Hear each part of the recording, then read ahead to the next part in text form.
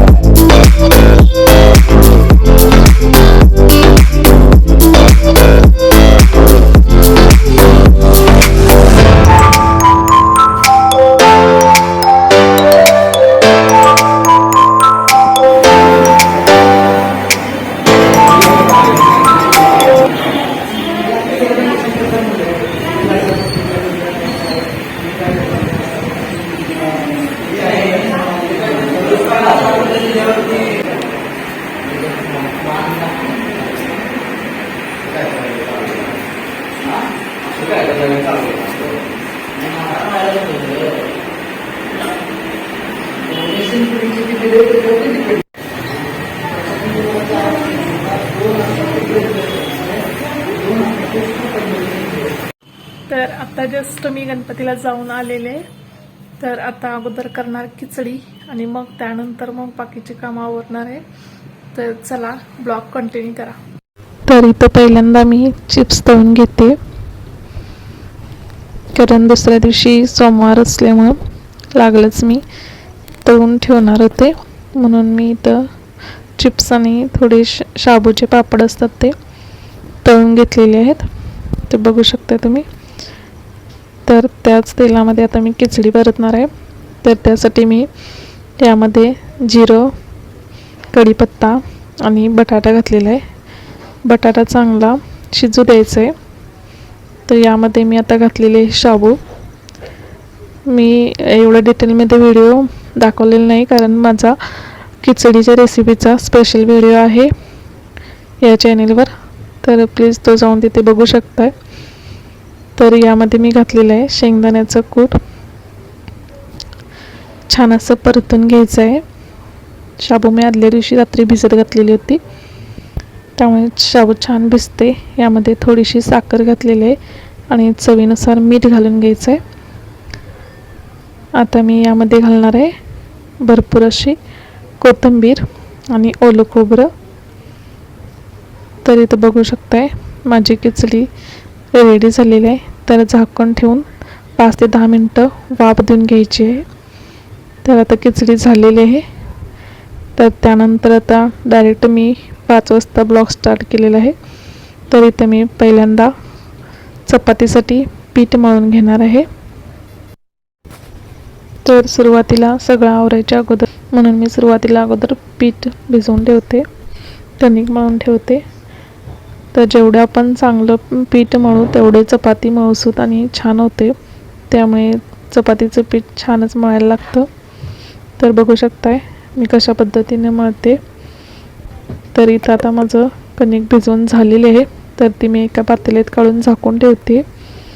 तर आता पहिल्यांदा करणार आहे चहा, मग कामाला स्टार्ट। तर इथे आम्ही पाण्याचा चहा घेत नाही, तर दुधाचा चहा घेतो। तर चहा घेतल्याशिवाय काही कामाला सुरुवात होत नाही। तर पहिला अगोदर चहा, तर चहा घेतल्यानंतर मग बाकीची कामं, स्वयंपाकाला सुरुवात। तर इथं मी स्वयंपाकासाठी करणार आहे घेवड्याची शेंग। तर त्या मी स्वच्छ धुवून असे घेतलेले आहेत, याला श्रावण घेवडा म्हणतात। तर ते मी स्वच्छ असं धुवून घेतलेलं आहे। तर ते कढईमध्ये थोडंसं तेल घालून पहिल्यांदा भाजून घेणार आहे। तर त्या शेंगा मी भाजत टाकलेल्या आहेत। तोपर्यंत मी इकडं वरण भातासाठी कुकर लावून घेते।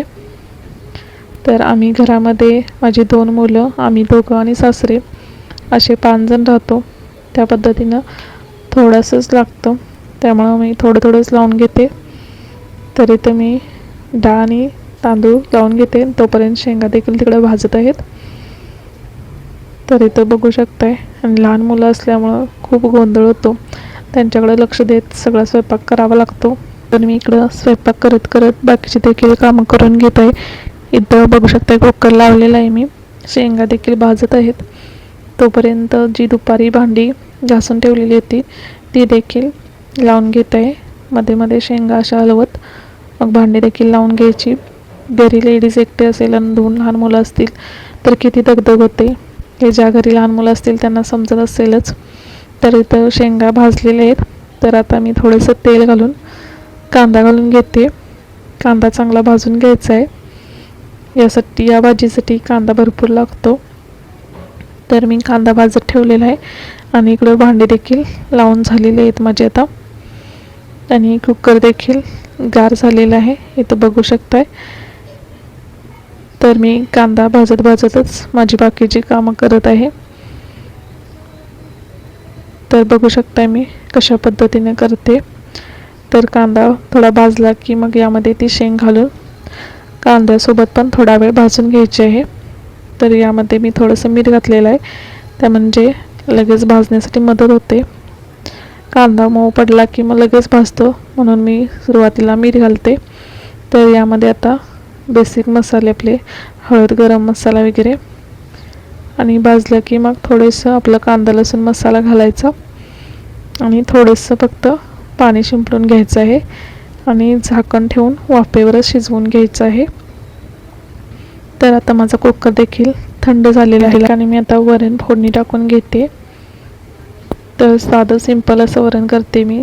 जिरं मोहरीची फोडणी दिली, थोडासा कढीपत्ता आणि भरपूर असं लसूण घातलेलं आहे आणि शिजवून घेतलेली डाळ घातलेली आहे आणि थोडीशी मिरची घालायची आहे.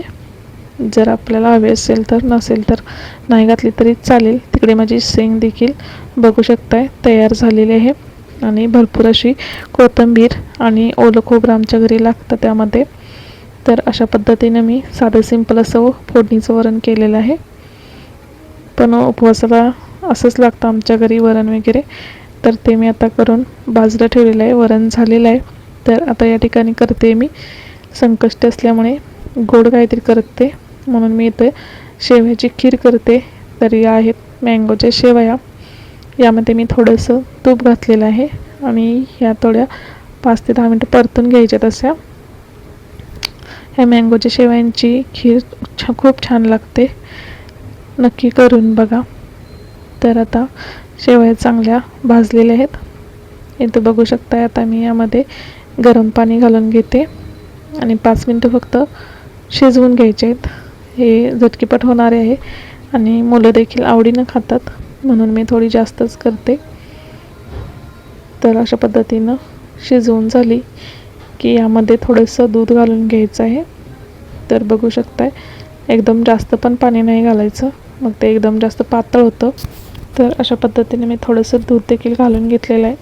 दूध घालून एक 5 मिनटं शिजवून घ्यायचे आहे फक्त. आता मी यामध्ये घातली आहे अर्धा चमचा वेलदोडीची पावडर.